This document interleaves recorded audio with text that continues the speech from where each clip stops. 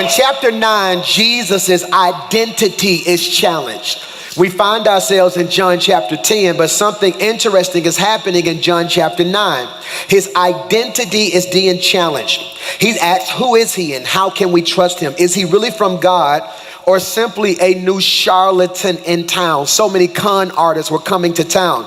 Jesus answered these questions both pragmatically and poetically. He does things that God alone can only do. He describes the blessings that God brings in poetic terms found in John chapter 10, verses 1 through 10.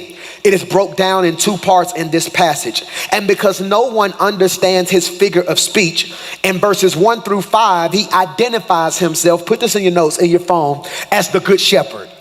That's critical. As the true shepherd, as the true shepherd. So Jesus's identity is being challenged. There are so many fake preachers and fake prophets. There are magicians who are acting like prophets. So they were performing magic tricks and getting glory. There were false prophets who were only after people's finances, not their faith. There were people who were trying to get money from folk, but not trying to get peace to people. There are false shepherds happening. So Jesus, since he's in the group and they are questioning everyone's identity, Jesus says in verses 1 through 5, I'm gonna catch somebody, I am the true shepherd. But the problem is people don't understand what the true shepherd means. So then he backs it up in verses 7 through 10 and says, I am the gate for the sheep. That's critical. He says, I am the true shepherd. And watch this. And I'm also the gate for the sheep. Now, I want you to catch this, and please put this in your notes right here. There will be many people who try to pull you off course. I can't stress the criticality of knowing the right voice in your life. The right voice. He says, I am the true shepherd. I'm gonna see who can finish this statement. And my sheep know my voice. Know my voice. In other words, he says, if you don't know my voice, let me break it down real simple. I am the gate. Somebody say gate. Now in your notes, and I'm going quickly because y'all done praised all my time away. So hear me when I say this gate. In your note, write gate, then put an equal sign and put door. In other words, he says, I am the way, the truth, and the life. No man coming to the Father but by who? Me. I am the door. Now nobody in this service gonna catch this except for my seasoned saints. Y'all too young. Us old school folk gonna catch this right here. There used to be a game show where you had to pick what was behind doors. They would say door number 1 and door number 2, and people would pick door number 2 and it'd be a gag gift. But if you pick the right door, tell them what they want. A new car, a vacation to Orlando, Florida, a new washing machine and dryer set. And you'll be like, I'll take what's behind that door. What God is saying is, if you pick the wrong door, you're gonna get the wrong stuff. So what is he saying? There are people who are trying to lead you to different ideologies, trying to make you believe in energy, not God. Trying to make you believe in the universe, not God. Trying to push you to horoscopes, not God. Trying to push you to other religions, not God. Here's my only concern. If the head of that religion couldn't keep themselves, how can they keep me? Did you catch what I just said? He says, I am the door. I can't stress enough the criticality of knowing the right voice. The criticality of knowing the right voice. The reason you come to this church isn't just because the music's great. There's some part of you that says, I hear his voice. That he speaks in a way that I can feel. The greatest compliment I've gotten this year was from an elderly saint at our church who's been well over 70 years old. She said, Pastor Mike, you young enough to be my grandchild. Said, I've been in church 50, 60 years and I'm just now understanding what God want to do in my life. It's because it's the voice. Somebody say the voice. My goal is that when you're about to do something crazy, you hear my voice. That's my goal, that when life gets rough, you can hear my voice. That you may not always get my presence, but you can take my voice with you. So who's the shepherd in your life? He says all of this, Daryl. He says, I want you to know my voice, and I am the right gate. But then he says, for those who understand my voice and choose to come through me, he said, I want to give you a warning. This is John 10:10. The thief is only there to steal, kill, and destroy. Let's pause. The thief is only there to steal, kill, and destroy. The who? Now I have to take some time and do a proper juxtaposition between a thief and a robber. a thief and a robber. The primary difference between theft and robbery is that one involves force. The difference between theft and robbery is one involves force. Make that make sense, PMJ? A robber is bold enough to roll up on you, look you in your face, pull out a gun or a knife and say, give me what you got. See, I can deal with a robber because at least a robber confronts me. I can deal with a robbery because at least I know what they took. You missed what I just said. If a robber rolls up on me and says, give me your watch, at least I know what I lost. If he rolls up on me and says, give me your car, at least I know what I lost. If he rolls up on me and makes me take off my shoes or give him my purse, I know what I lost. The problem I have is with thieves, because thieves are so sneaky that you don't know what you lost till you go look for it. I'm in the wrong church. My wife and I, about 7 years ago, our house, every time I would stand on church, we were living on the east side in Clay, and every time I would come to church and stand on stage and preach, the alarm would go off. They knew where I was. They would kick my door in and rob us and steal from us every week. We would get up here and preach. She would walk out of the house, walk out of church, come sit on the front row, walk back in with her eyes red. I would finish preaching, get in the car, go to the house, boom, they take the TV, all type of stuff, all right? So then we change the alarm, put a new lock on the door, come to church the next Sunday, boom, kick it in again. I'm sitting here like they know where I'm at. They know. All they got to do, in my head, they was watching the stream like he just went on stage. Boom. Go get what he needed to get, okay? So I was tripping. And here's the craziest thing about being stole from, if you've ever had experienced this before. The worst thing was I knew they took my TV because it was missing. I knew they took the PlayStation. I'm still a little salty about that one because I was in a dynasty. I was in a 2K thing, had it going on, couldn't quite do that again. So hear me, they took the PlayStation, they took some of her jewelry. Here's what bothered me. 6 months later when we was finna go on a date, I said, baby, give me my cufflinks. They took my cufflinks. See, a robbery, you know what you lost. A theft, you knew they took something. You don't know what the something is until you need it. And I want to argue that the reason a lot of you are frustrated, irritated, and aggravated is because you've been dealing with thieves who you didn't realize your peace was gone till you tried to pull on it. You didn't realize your joy was gone till you tried to pull on it. You thought all y'all was doing was going to dinner. You didn't realize they was picking your trust. You thought they were a friend. You didn't realize they were picking away at your faith. A thief comes.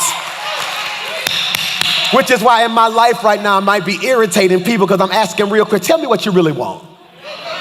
Let's stop playing this game. It's clear we ain't on one accord, so what are you really here for? Because if you're not careful, put this in your notes, I'm going fast. This year, parasitic relationships are dangerous. Ooh, parasitic relationship. Now, I do know that there are two types of relationships, parasitic and symbiotic. Parasitic and symbiotic. Symbiotic is give and take. You know that, right? I give you something, you give me something. Now, let me say something to all the couples and friends in here. It does not mean I'm going to give you 50-50. That's a lie. In every relationship, somebody is going to give more than the other person. Did you make any sense? In my relationship, the sacrifices lady makes sometimes is far more greater than the ones I have to make, okay? Then there are certain times where I have to do more than her. I would love it if it was 50-50 for the rest of our life. But sadly, with the schedule I have right now, sometimes it's 80-20. She got to pick kids up. She got to make sure the house straight. She got to do certain things. I'm putting pressure on her to make sure all my stuff in line, yada, yada, yada, making sure wherever I go is lined up. So sometimes it's 80-20. But then when I do take breaks, it's like, no, baby, now it's 90-10. You don't move, don't do nothing, I got you. Stop thinking it's equal. At some point in this relationship, I'm freeing 3 of y'all, somebody gonna have to do some heavy lifting. I'm in the wrong church right here now. So it's symbiotic, it's give and take. My problem is when relationships become parasitic. Parasitic. You know the danger about a parasite? A parasite does not have the capacity of living on its own. It needs a host or it needs a body. It connects to something and it drains the life out of it. But here's the scary part. Once everything has been drained out of it, it moves on. I'm almost scared to say this because some of y'all finna pull your phone out and text some people and say, oh, parasite. You drain all the life out of me, drain all the energy out of me, drain all the finances out of me, then got enough nerve to play victim. Am I preaching to anybody in here? No. Thieves, somebody say thieves. Thieves come to steal. Put this in your notes. Am I helping anybody?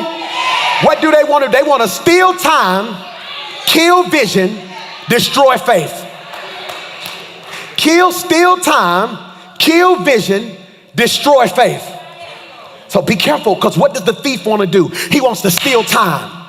I hope you catch, I had to bury a beautiful young lady, my sister's best friend yesterday, and watching all these 20-something, 30-somethings just cry because she died suddenly. And I'm watching all of them, and then of course all of them are pulling on me now. Pastor Mike, how do I move? How do I think? What do I do next? And it taught me a very important lesson. If you're gonna do it, you got to go and do it now.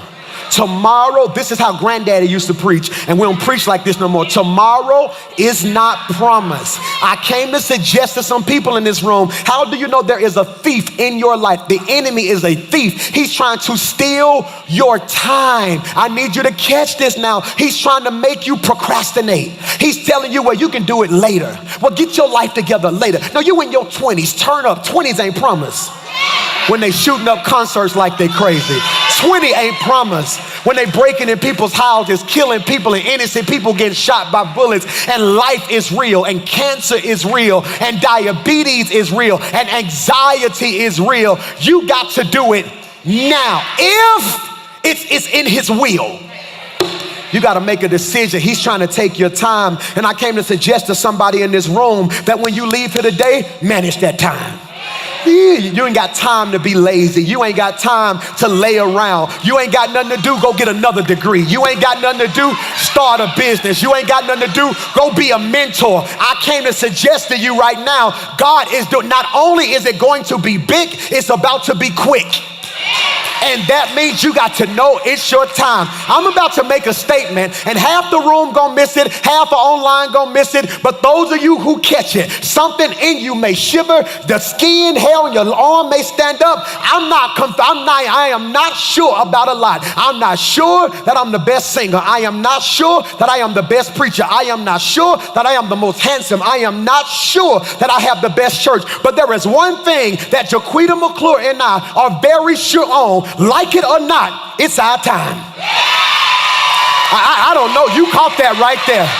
It's folk who've been trying to hold you back, and God said they tried long enough. Because you've been faithful, this is your time. Look at your neighbor and say, neighbor, I would high five you, but that coronavirus real. So I'm gonna high five myself and say, self, this is my time.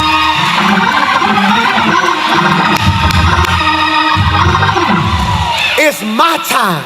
And you gotta walk in that. You gotta believe that. You gotta move like that. It's my time. I'm not sure this gonna come around again. I'm not sure this door gonna open again. I'm not sure. I'm never again gonna be this young with this much energy. All my singles with no kids. You never again gonna be free with no kids, be able to do what you wanna do. You better go on vacation. You better start a business. You better open up something else.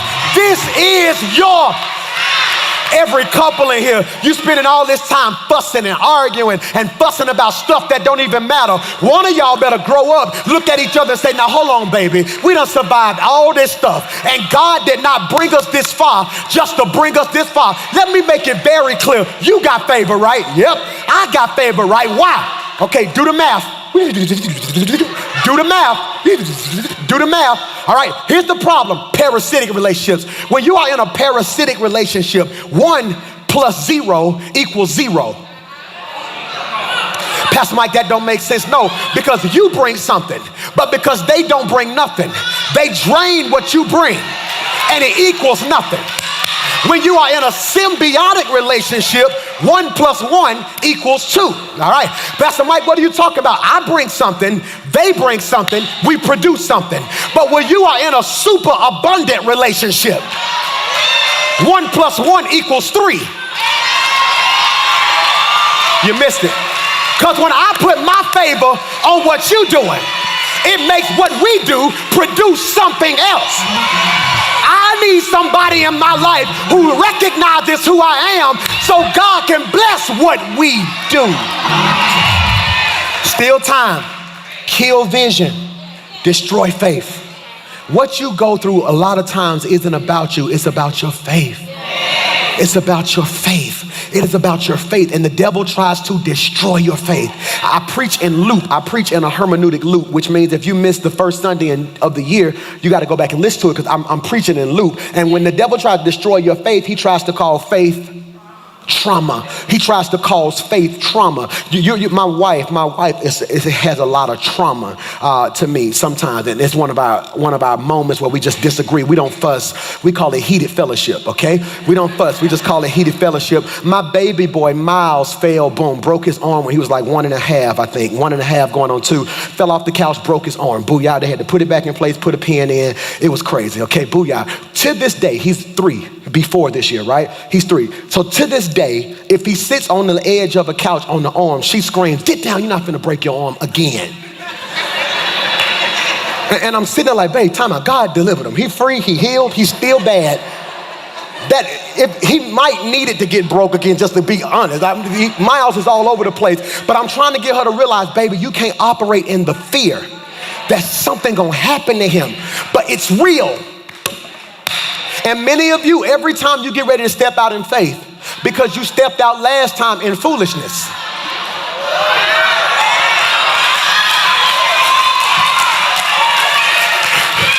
I be creeping y'all on the low. So see, last time you didn't step out in faith because there are 3 wheels you got to keep up. There is outside the will, his permissive will, and his what? Preferred will. Because you were outside the will last time you stepped out in foolishness and it didn't work. Every step now looks like foolishness when it's really time for faith. And if you ain't careful, sometimes foolishness will put on face clothing. There is a thin line between faith and foolishness. And you got to be able to navigate both of them. Steal time, kill vision, destroy faith. And I want you to understand that John 10:10 says the thief comes only. That one word is important. That one word is important. If you leave that one word out, you have a thwarted ideology of what the thief is doing. A thwarted ideology of what the thief is doing. He said, because if I say the thief comes to steal, that means he also comes to love, but he might steal. No. He said, let me be very clear. The only reason he's coming, did you catch that? Is to steal, kill, and destroy. Watch this, English majors, but I can. Y'all, see, I'm gonna find me I'm telling y'all, if any Baptist church try to hire me, I am going to leave y'all. Y'all make me work. Roy, they make me work too hard at this church. I have to give y'all examples. I gotta sing, I gotta rock, everything. Y'all missed your shout. The thief comes, future tense. I came, past tense. Okay, give me the PMJ version. I'll break it down for you. PMJ version. They're only trying to steal your peace, kill your vision, waste your time, destroy your faith. I've already handled this so you can do it big. He said, I came that you may have life and have it what? Abundantly. I really need you to catch this. Here's something I heard Dr. Mike Moore, who's one of my homiletic heroes. I love Pastor Moore from Faith Chapel. He's one of my heroes. When life get thick for me, I will text him and he'll call me back and I just share, how do I navigate this? I love him. I grew up with his son and his daughter. I love that family. He said something that flipped my mind that I want to say to you. He said, Michael, most people don't realize that not only is God good, I need you to put this in your notes, but he's also the God of abundance. I don't think you caught that. He is the God of abundance. He is the God of abundance. I need you to write that. I need you to type that. I need you to speak that every day for the rest of this year. I serve the God of abundance. I serve the God of abundance. We have mitigated or relegated God to one role. We have relegated God to one role. I thank you, Grandmama. I love you. Mwah. When I get to glory, I'm going to throw my arms around you. But Grandmama, you was wrong because you told me he was a lawyer in a courtroom. And I want to argue that sound good, but my God is not a lawyer in the courtroom. The Bible says the Holy Spirit defends me, which means the Holy Spirit is the one fighting on my behalf. If God is only a lawyer, that means there's somebody higher than him who's going to make the decision. And it also means he's answering to a jury. No, my God's not a lawyer. My God is the judge who, even when the devil say, look at all the proof, he say, case dismissed. Y'all missed what I just said right there. My God isn't a doctor in a sick room. No, he created doctors, but when the doctor can't figure out, he's a miracle worker. But we relegate God to, and I know what they're saying. I know the ideology behind what they're saying. What they're saying is if you're in trouble, he can get you out of it. If you're sick, he can heal you. If you don't have a mother, he'll be a mother to the motherless. A father, I understand what they're saying, but the problem is when we don't have the level of their principles, we can't adopt their statements. Because if I say what they say without living like they live, what I'm saying is nothing more than a tradition. Y'all miss what I just said. See, grandmama could say he's a doctor in a sick room because she tithed, she never missed church, she was holy, she prayed, she lived the best she could. For us who don't necessarily walk in faith all the time, I have to know more. And what I'm telling you now is, I'm telling you he's the God of abundance. Put this in your notes, abundance. Abundance means two things. Number one, it means try not to run. Superior in quality, summarized in two words meaning the best. Man, I'm gonna tell you, I want to crowd dive in this part right here. It means superior in quality, abundance. He's the God of abundance. Abundance means number one, superior in quality. It can be summarized in two words, the best. Woo! Superior in quality. Now, anybody who knows me know, outside of Sunday, you're not gonna find me with no clothes on, for real. Everybody know, Sunday, I'm gonna put some clothes on. Monday, Tuesday, church, I might. Wednesday, Thursday, Friday, it's just gonna be sweatpants, tennis shoes, some jogging pants, wrinkled jeans, t-shirt, hoodie. I ain't got time for all that, all right? So booyah. But here's what I do know. We getting ready for the Stella Awards, right? So once we got nominated for Stellas, all these stylists start inboxing me on Facebook and Instagram like, let me style you, let me style you. So I'm PMJ, like, no, I need you to style me. I'm gonna go down there, I'm gonna go to Western Hills Mall, get me a tuxedo. Maybe you used to get your tuxedo from Western Hills Mall back in the day. I'm like, no, I'm finna go get me a tuxedo, all black, nice bow tie. It's like, man, it's the Stellas, you got to do it big. So Felipe, super dope stylist out of Atlanta, right? I was like, but what you want to do? He said, man, Pastor Mike, let me get you right. I said, get me right, all right? He said, I need your measurements. I said, I don't have to do all that. That's for bougie people. I said, I can tell you what I am right now. I went to Belk yesterday. I'm 3630. 3630, but if you go to Walmart, because I like, this is a Walmart hoodie, all right? I just put my baby girl picture on it. I just swag $10, killing it. $10. I'm gonna let you do all that. I'm gonna keep these $10 and swag it out. Demi, put my picture on it. Thank you. Booyah. All right, boo. So I'm like, no, Walmart, I'm a 3830, because you know, it kind of go up in Walmart sometimes. Because he was like, Pastor Mike, no. I'm sending somebody to get your measurements. I said, cool. I'm gonna just go to the tuxedo. They said, no, this is different, abundant, superior, and quality. Put that on the screen. It is superior. And he said, no, because the material I'm getting you is good. He said, you don't even know what size you wear. I said, no, you lying. I said, I just went to Lee's Outlet. I just bought me some Guess jeans, these 3830s. He said, no. He said, based off of the quality of material, sometimes your sizes go down. So they start measuring me, right? So I'm standing there looking crazy. They put it around my neck. I knew they was gonna do that. They put it down my back to get the length. They measure my leg, all right? Then they start doing stuff I ain't never seen. They measured my wrist. Okay, because they wanted to hit the cuff right. Then all of a sudden they measured my ankle. I'm sitting there like, then they measured my thigh. They was like, no, because we want the paint. I said, so what are we doing? He said, Mike, Pastor Mike, this is custom. Y'all missed it. Y'all missed it. So I'm sitting here like, I'm like, so what does that mean? He said, no, because we want it to fit right. We measuring every part of you because we just wanted to lay on you. So I'm sitting there getting measured, but then they kept telling me stand still. But when I get excited, I shake. I can't explain it because it made me realize that some of the stuff I was shouting about wasn't abundance. How do I know it's abundance? Because it's superior in quality. It is the best. I know it wasn't abundance because I had to make it work.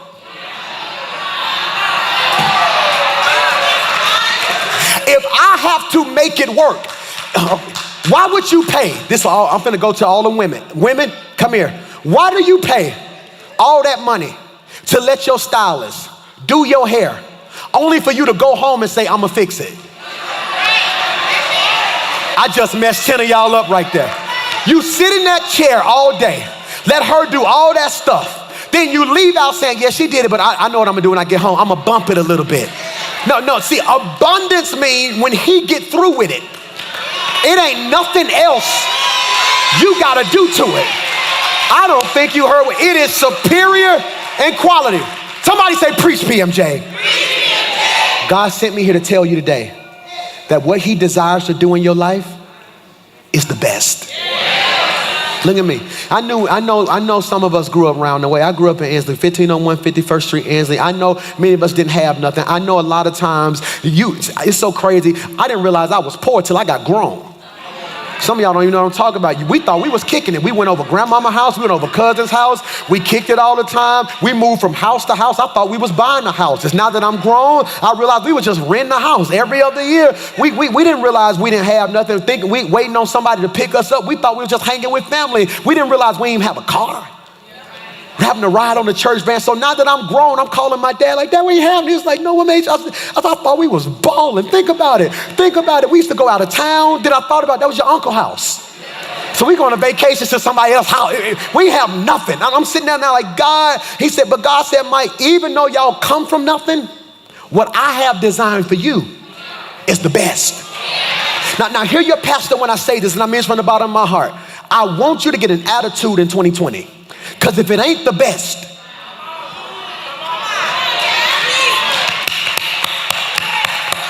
hey, I love you. I love you so much. This is what I want to tell you. Number one, thank you. Thank you for doing your best to try your best to please me. But this is what I want to say right here. I think we've reached our limit. What did I do? It ain't you. I've been with you ample enough time now to realize that your best ain't my best. It ain't personal. It ain't personal. He said abundance. Somebody say abundance. Number one, are you taking notes? Abundance means superior in what? But number two, try not to run. Hold on to your lace front. Super abundant in quantity. It means super abundant in quantity. Super abundant in quantity. Summarized in 2 words, too much. So abundance number two is super abundant in quantity. Summarized in 2 words, too much. 3 of y'all gonna catch this and we may shout right here. So when God says, I want you to have life abundantly, what he's saying is, I designed you to have the best in too much. No, stop shouting. We flipping that. When God said, I came that you may have life and have it abundantly, flip it. He said, I want you to have too much of the best. Did you catch that? That's why you gotta come against lack. God said, I came that you will have abundance. The reason I believe God wants us to have the best and too much is because of his nature. His nature is abundance. Now, I want you to see this proven in 2 ways, the evidence. Number one, his name is El Shaddai. That's why I need an old school church. I need an old school church. Grandmama would have said something, a deacon would have jumped up and said, Yasha. Y'all ain't got that energy when you say certain things. His name is El Shaddai, El Shaddai, which means all sufficient one. Watch this, the God, Larry, that can preach right there, of more than enough.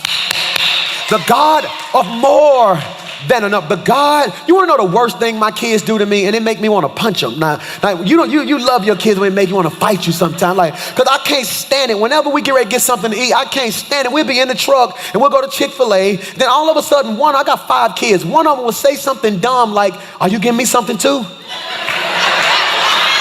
And so a part of me sits down and says, have I ever not fed you? Have I ever put something in my mouth before you eat? I'm the type of daddy that I will literally order their food and I won't even touch mine till they got something. And they always look at me, Dad, are you giving me something to eat too? Like, no, I ain't give you nothing to eat. I'm gonna let you starve and I'm gonna sit here and eat. If I pulled in the driveway, if I pulled into the drive-through, that means I have enough for everybody who's in this car. I'm finna have church. You wanna know why you a hater? You wanna know why you a hater and why you bitter and why you jealous? It ain't because they got something better than you. It's because you think the store ran out. Your haters ain't mad at you. They mad because they think because you got yours first, ain't no more. God ain't Popeyes. He ain't running out of chicken. He's able to do exceedingly and abundantly above all, more than enough. God didn't run out of joy when he gave me mine. God didn't run out of husbands when your girlfriend got hers. The same God that did it for her can do it for you too. The same God that got them a promotion can get you the promotion. The same God that elevated you gonna elevate somebody else. He is El Shaddai. He is more. So sit down. Y'all making me nervous. Sit down. So watch this. His name is what? See, that's a think. I gotta go quickly. That's a thinking shift. Most people don't think like that anymore. He's more than a.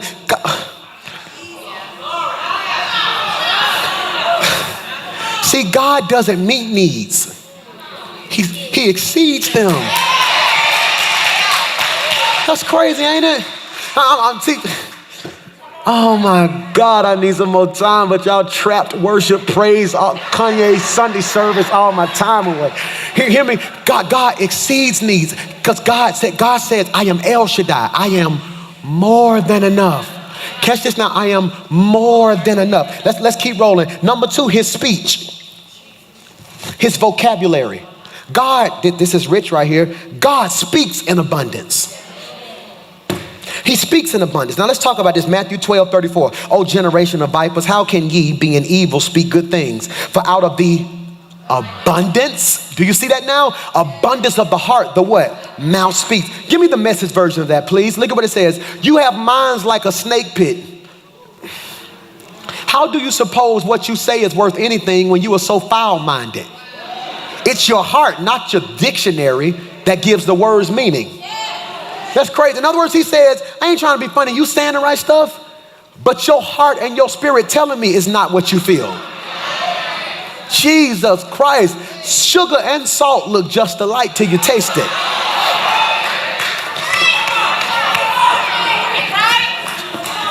Michael, watch this. The Bible, please put this in your notes. The Bible is God speaking to us. So when you say stuff like, I just need to hear from God, open your Bible.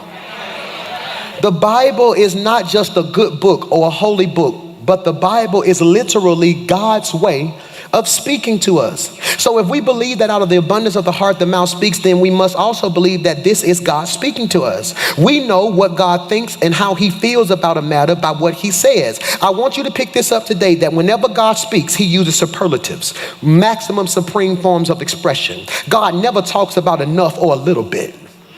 Jesus, I want you to leave here today knowing that whenever God speaks, he uses superlatives, maximum supreme forms of expression. God never talks about enough or a little bit. He always talks in excess.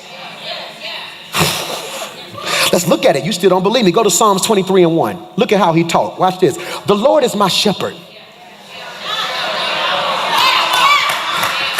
I shall not want. Which means whatever it is I need, he got for me. Okay? Y'all don't got it. Go to Psalm 23:5. You prepare a table before me in the presence of my enemies. You anoint my head with oil. My cup does what? Overflows. All right. So I need you to catch this.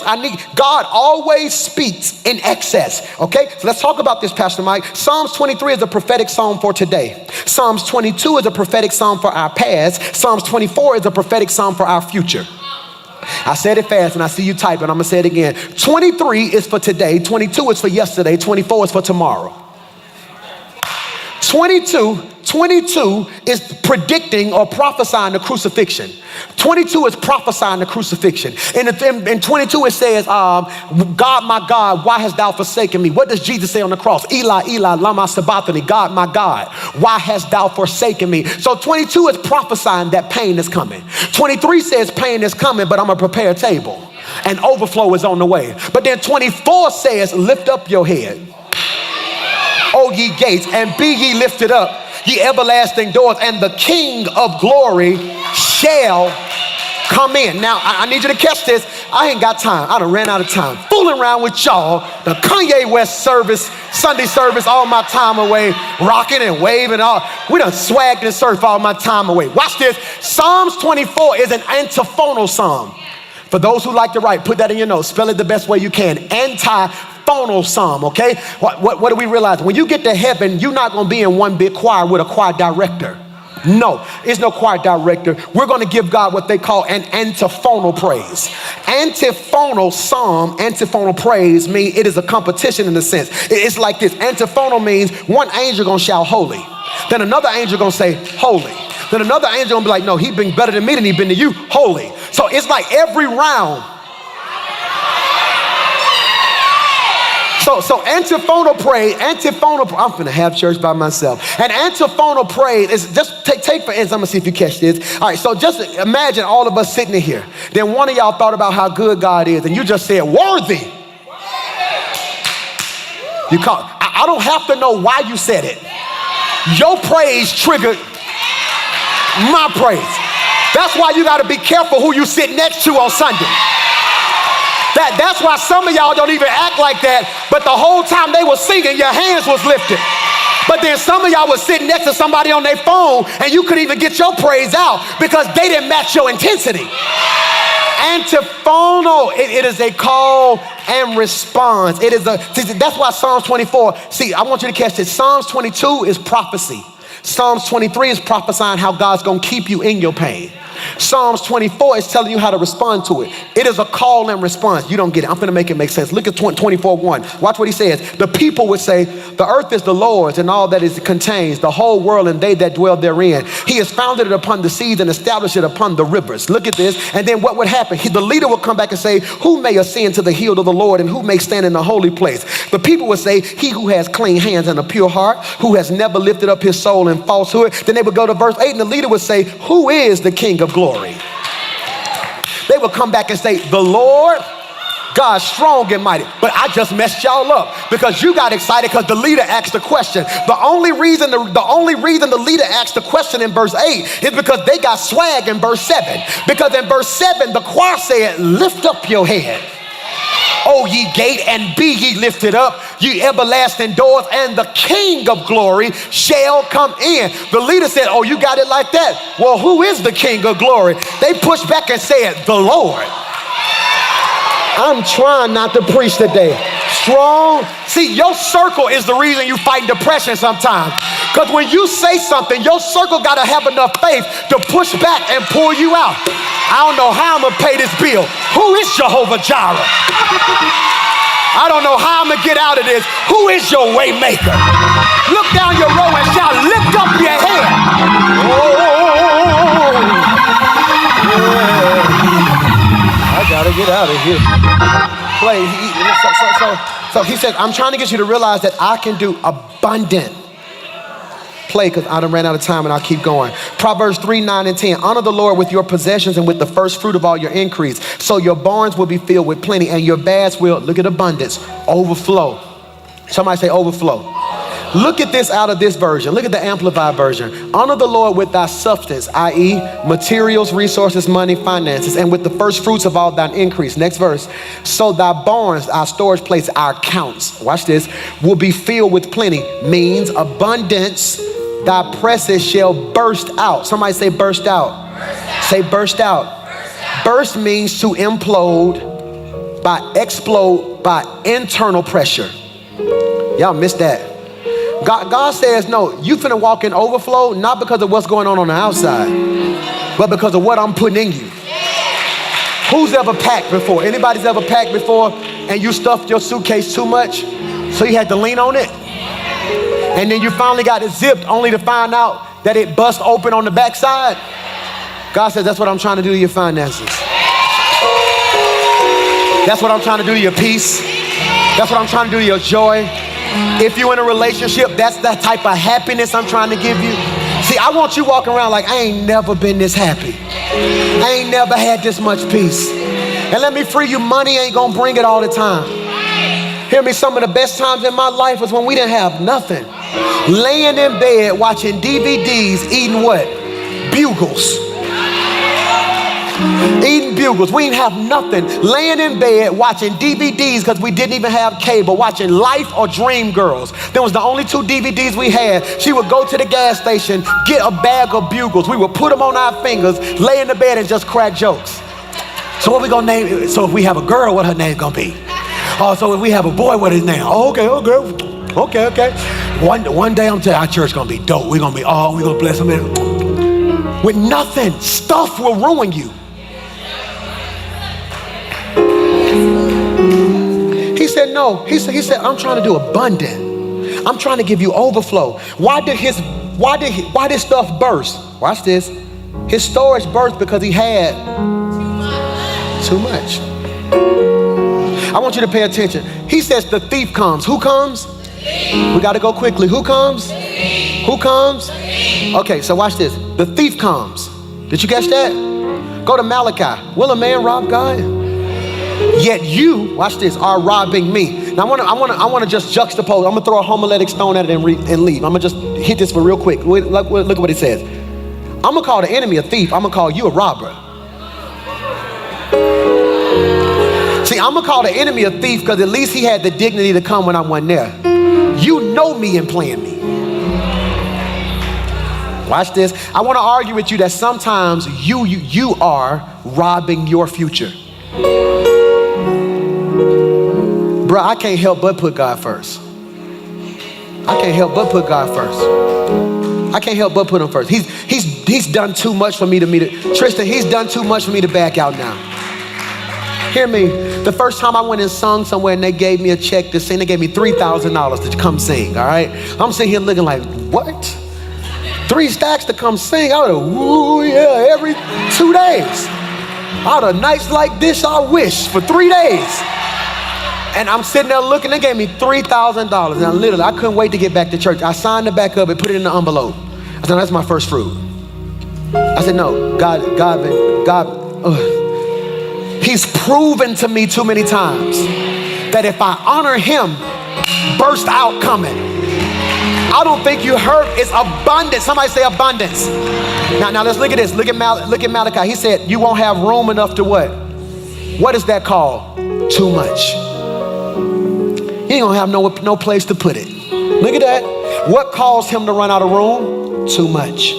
Give and it shall be given to you. Good measure, pressed down, shaken together, and running over shall men give into your bosom. For the same measure which you give shall it be given to you. Give, good measure, pressed down, shaken together, running over is abundance, which means you will have too much. Let's examine this real fast. Take really good notes. That one scripture, there are 4 things in that one chapter right here. It says, number 1, give and it shall come back to you. You must initiate it. He says, if you want too much, you have to initiate it.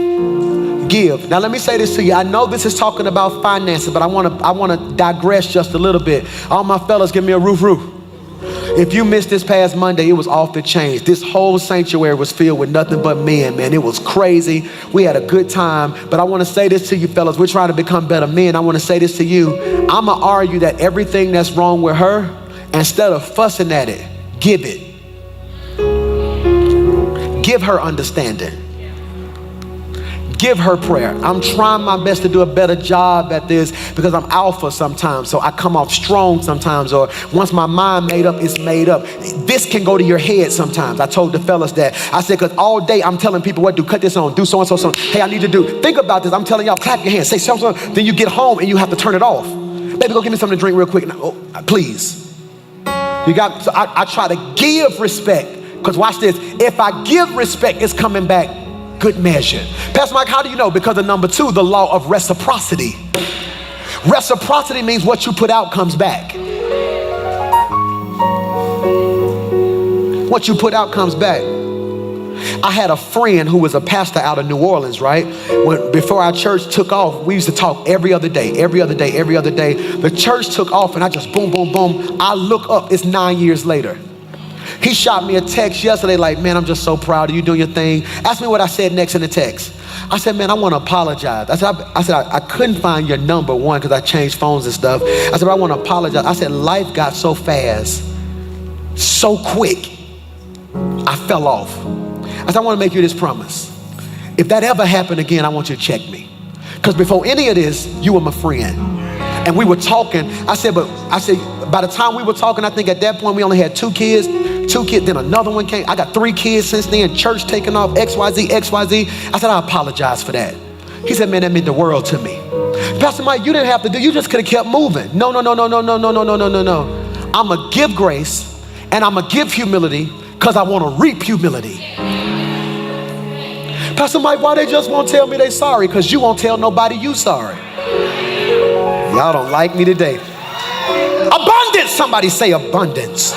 Number 1, you must initiate it. Number 2, the law of reciprocity. What you give is coming back. It's coming back. Number 3, the degrees of outpouring. Good measure, that's a degree. Shaken together, pressed down, running over. All those are different levels of pouring. I think you caught that. Hear me, God. Number 4, personnel and placement. Put the scripture on the screen. Good measure, pressed down, shall men. He didn't say a man. He said, no, ain't one person in your life gonna be that powerful. Multiple people are about to bless you. I speak that over your life. Multiple people, Jesus Christ, are about, every entrepreneur, multiple clients. Multiple people are about to bless you this year. Hear me when I say that. Personnel, and look at the position. The position. He put it in his lap. They're gonna give unto your bosom. That's a seated position. To be seated means you are submitted. As long as you're standing, I can't bless you. Be still. I wish I could. Be seated. Let me fight your battle. He said, no, they're gonna pour it into your lap. See, if I'm seated and they pour it into my lap, I can hold it. If I stand, I lose it.